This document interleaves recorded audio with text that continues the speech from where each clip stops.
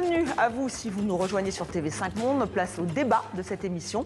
Une semaine après le lancement de la guerre contre l'Iran, le président iranien est catégorique. Pas question de capituler. Ce conflit qui embrase le Moyen-Orient a déjà des conséquences sur le commerce mondial, avec une envolée des prix du pétrole et du gaz naturel liquéfié. Est-ce qu'il faut redouter un choc énergétique? On en débat avec mes invités. Stéphanie Villers, bonsoir. Vous êtes économiste, conseillère économique pour PwC France et Maghreb. Et avec vous, Eva Moisan, bonsoir. Bonsoir. Journaliste à Alternatives économiques en charge de l'actualité internationale. Alors, le cours du Brent a dépassé les 90 $ hier. Certains experts affirment qu'il pourrait atteindre les 120 $. Une hausse qui se répercute déjà sur le prix de l'essence en France, mais pas seulement. Alors, on va écouter ces usagers un peu surpris quand même que ça aille aussi vite. Alors ça m'inquiète pas moi, mais mon mari oui. Donc il m'a dit ça serait bien qu'on fasse le plein parce que on ne sait pas ce qui nous attend. J'ai 2 véhicules, du coup je préfère que celui-là déjà soit plein. Et je pense que demain, après-demain, je vais mettre le plein pour l'autre, comme ça je suis un peu inquiet, ouais. Franchement, pas de panique pour l'instant. Pour l'instant, ça va. Après, regardez, les pompes, ils sont vides. Mais à mon avis, à certains moments, si ça continue, à mon avis, oui, peut-être ça va. Les gens ils vont commencer à paniquer et tout. Mais sinon, pour l'instant, ça va. Donc, pour l'instant, ça va, mais est-ce que ça va durer, Stéphanie Villers? C'est toute la question, en fait. Tout dépend du conflit iranien et sa résolution. Plus ce conflit se prolonge, plus il y aura des tensions sur le cours des matières premières, le pétrole et le gaz. Je pense que... 120 $, là, par exemple, certains experts disent, voilà, on a dépassé les 90, c'était vendredi, c'était hier. 120 $, pour vous, c'est plausible? Alors, non.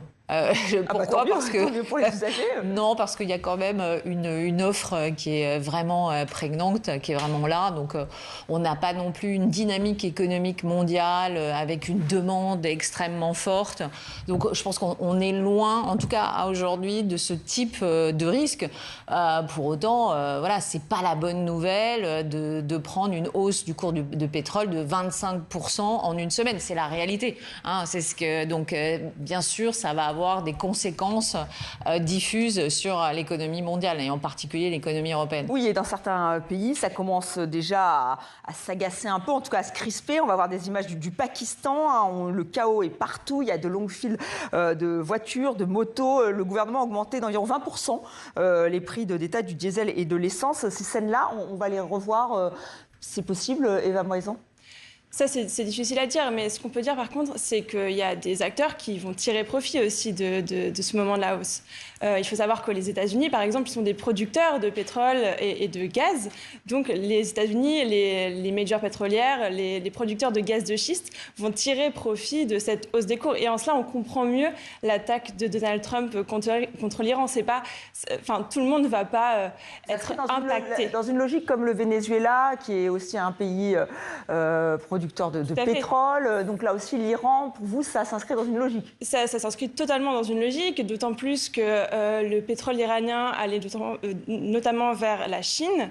Et donc on connaît très bien la rivalité entre la Chine et les États-Unis. Donc Trump, il envoie un message très clair aux Chinois. S'il arrive à prendre possession de la production iranienne et surtout du couloir de transit du pétrole iranien vers la Chine, ça envoie un signal très clair à la Chine que les États-Unis contrôlent leur approvisionnement en hydrocarbures. Voilà, parce que le détroit d'Ormuz, on le rappelle, c'est vraiment là où tout se passe, c'est-à-dire que c'est une artère vitale pour le commerce, et notamment il y a 20% du pétrole mondial qui passe par là, 20% du GNL aussi, et là c'est bloqué, on ne peut plus passer, c'est trop dangereux, et ça a des répercussions évidemment, Stéphanie Villers, parce que là on se dit qu'il y a quand même beaucoup de bateaux qui sont coincés, il y a des pénuries peut-être qui vont être... surtout il n'y a pas de plan B, quoi. Oui, alors ça touche principalement cette fois-ci les pays asiatiques. La guerre en Ukraine avait plutôt pénalisé les pays européens parce qu'ils s'approvisionnaient directement en Russie. Aujourd'hui, on voit que la Chine, l'Inde, le Japon, la Corée s'approvisionnent auprès des pays du Moyen-Orient. Donc c'est eux, en fait, ces pays, c'est un peu la double peine. Ils vont avoir un problème d'approvisionnement si on n'arrive pas à détendre ce détroit d'Ormuz et permettre la libre circulation de ces... Peut-être qu'ils vont surenchérir ces pays, justement, et acheter... à d'autres, voilà, et faire, enfin, payer plus cher que l'Europe, et ce qui fait qu'ils vont récupérer, non? C'est pas possible, ça? Alors leur facture va augmenter, puisqu'ils vont devoir payer un pétrole et un gaz plus cher. C'est pas une bonne nouvelle pour eux, c'est pas une bonne nouvelle pour leur économie. Et comme les cours sont mondiaux, en fait, mécaniquement, le prix du pétrole, comme on l'a vu, le prix du pétrole et du gaz se répercute sur l'ensemble des pays du monde, incluant les États-Unis, l'Europe et les pays asiatiques. Il n'empêche que, globalement, le monde n'a pas intérêt à avoir une nouvelle crise énergétique, notamment les États-Unis. Je rappelle quand même que Donald Trump a des élections de midterm en mois de novembre et il a été élu sur la base qu'il allait lutter contre l'inflation. Et là, il a plus 14%. Voilà. Et donc là, vis-à-vis de son électorat, sa base électorale, qui était déjà contre l'intervention des États-Unis en Iran, ça passe mal. Donc il va devoir trouver des solutions. La Chine, elle est dépendante de l'énergie en provenance du Moyen-Orient. Son moteur économique est essentiel pour elle, d'autant qu'aujourd'hui, on voit qu'il y a une certaine forme de ralentissement. Donc on va dire, collectivement, en fait, on n'a pas du tout intérêt à voir le pétrole et le gaz augmenter. Mais est-ce qu'on pourrait aboutir à une nouvelle crise pétrolière comme ça a été le cas dans les années 70, ça remonte, mais est-ce qu'on est vraiment dans ce type de scénario ou pas?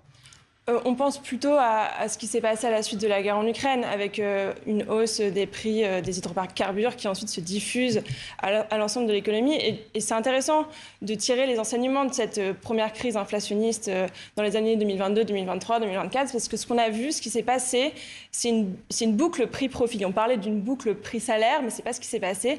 Les entreprises ont beaucoup profité, en Europe notamment, mais c'est le cas ailleurs, du fait que les prix augmentent pour augmenter davantage encore les prix que juste le coût qu'elles répercutaient et pour augmenter leurs profits. On l'avait expliqué très bien dans l'Alternative économique. Ma collègue, il y a quelques mois, avait fait un article sur ce sujet. Il y a des mesures qui peuvent être prises par le gouvernement français pour limiter cette hausse. Par exemple, c'est possible de mettre un prix plafond sur les prix de l'électricité. C'est ce qu'avait fait l'Autriche. Ça avait été beaucoup plus efficace que les chèques énergie, par exemple, en termes de dépenses publiques. Donc, en fait, tout n'est pas automatique. Et il y a des acteurs qui vont tirer profit de ces prochaines semaines, des acteurs économiques, qui vont tirer profit de ces montées des cours. Mais le gouvernement a aussi des outils à sa main s'il souhaite limiter la crise inflationniste. Donc, tout est encore ouvert. Tout est encore ouvert. Et c'est vrai que suite à la guerre en Ukraine, il y a eu des parades qui ont été trouvées, diversifiées notamment. Ça, c'est très important. Diversifier. Oui, on n'est pas du tout dans la même situation que la crise, le choc pétrolier de 74 et 78, parce que déjà les États-Unis sont arrivés dans la course grâce au pétrole de schiste, au gaz de schiste. Ils font que c'est le premier exportateur mondial et donc il y a une offre en énergie qui est beaucoup plus importante que par le passé. Avant, effectivement, c'était concentré au Moyen-Orient. Maintenant, c'est plus du tout le cas. Ensuite, pour ce qui est des pare-feux, pour faire face à la hausse de l'énergie, déjà, il faut raison garder. On n'est pas non plus dans ça fait qu'une semaine. On n'est pas menacé directement pas pour l'instant. En tout cas. Pas pour l'instant. C'est une histoire de temps aussi. Oui, il faut quand même prendre un peu de recul avant de dire que ça va réellement pénaliser l'économie française, d'autant que l'économie française ne va pas être, par exemple, touchée de la même façon que l'économie allemande. On dépend beaucoup moins du gaz en France, grâce à notre nucléaire, que par exemple l'économie allemande. L'économie allemande va être beaucoup plus pénalisée si les cours du gaz continuent de progresser. Et pour ce qui est des mesures à prendre, on connaît la situation, hélas, de nos dépenses publiques en France. Les marges de manœuvre pour remettre en place un bouclier tarifaire restent quand même relativement minces. Alors, on va écouter Scott Bessent, c'est le secrétaire du Trésor américain, et il a été interviewé sur Fox News pour avoir son avis. Est-ce que c'était dangereux ce qui se passait en ce moment? On va l'écouter. Le monde est très bien approvisionné en pétrole. Hier, le Trésor a accepté de laisser nos alliés en Inde commencer à acheter du pétrole russe qui était déjà en mer. Nous pourrions lever les sanctions sur d'autres cargaisons de pétrole russe. Une autre chose que le Trésor peut faire, Larry, c'est qu'il y a des centaines de millions de barils de pétrole brut sous sanctions déjà en mer. Et en levant ces sanctions, le Trésor peut en substance augmenter l'offre. Donc la Russie, là, c'est vraiment tout bénéfice pour elle, ce qui est en train de se passer. Oui, tout à fait. C'est effectivement une très bonne nouvelle pour la Russie. Une grande partie de ses recettes fiscales, donc des revenus de l'État, proviennent de la vente des hydrocarbures et notamment du pétrole et du gaz. Donc effectivement, une hausse des cours, c'est une excellente nouvelle. Ça veut dire plus d'argent pour pouvoir ensuite faire sa guerre contre l'Ukraine. Alors Stéphanie Villers, est-ce qu'il y a d'autres produits, effectivement? Bon, on a parlé du gaz, ça c'est presque plus important que le pétrole.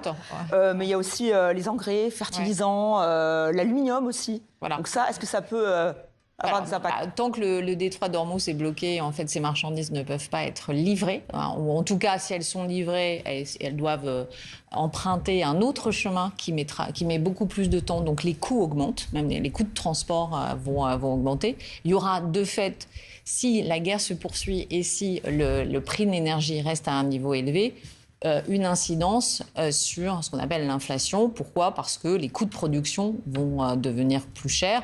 Alors, par exemple, si l'engrais devient plus cher, les produits alimentaires qui nécessitent ces engrais vont bien sûr augmenter. Donc, il y a des effets en chaîne qu'on peut déjà d'emblée. Qui est l'atelier du monde, si l'Asie paye plus cher son énergie, bien sûr. Par ricochet. Absolument. Donc ça, c'est des risques qu'on a déjà connus avec la guerre en Ukraine. Ce qui est sûr, c'est que autant avec la guerre en Ukraine, il y avait une certaine forme de surprise, parce que ça faisait 40 ans que l'inflation avait disparu. Je pense que les ménages européens et aussi américains se sont retrouvés face à une variable qu'ils ne maîtrisaient pas. Aujourd'hui, il y a des réflexes qui ont été mis en place. On vit dans une... Donc vous n'êtes pas très inquiète finalement? Non, je dis juste qu'il ne faut pas s'inquiéter parce que en fait ça déclenche des comportements autoréalisateurs. Si vous voulez, si tout le monde, par exemple, si tout le monde se dit je vais devoir faire le plein ou remplir mes cuves de fioul parce que le prix va augmenter, mécaniquement, en limitant et en vidant les cuves, on fait mécaniquement monter les prix. Si vous voyez, il y a des comportements de panique qu'il faudrait absolument éviter. Qui vont entretenir la hausse des cours, et c'est ça qui est en fait dangereux aussi. Voilà. Eva Moison, donc c'est vous qui allez terminer. Est-ce que vous êtes inquiète ou pas? Moi, je suis un peu inquiète, oui. Et je pense qu'en fait, tout n'est pas strictement mécanique. C'est aussi beaucoup de choix des entreprises, et surtout des grandes entreprises, parce que c'est elles qui ont un pouvoir de marché, qui peuvent en profiter, qui peuvent profiter de cette période pour augmenter leurs profits, ce qui fera augmenter les prix et qui continuera dans cette dynamique où en France, les inégalités augmentent, puisque les actionnaires des grandes entreprises et les grandes entreprises font augmenter les prix, ce qui est néfaste pour les consommateurs, les travailleurs, les travailleuses, et également pour les plus petites entreprises qui n'ont pas ce pouvoir de marché, qui n'ont pas ce pouvoir sur les prix. Voilà, vous mettez en garde contre la tentation peut-être d'augmenter trop les prix. Merci à vous deux d'avoir participé à ce débat de 64 minutes.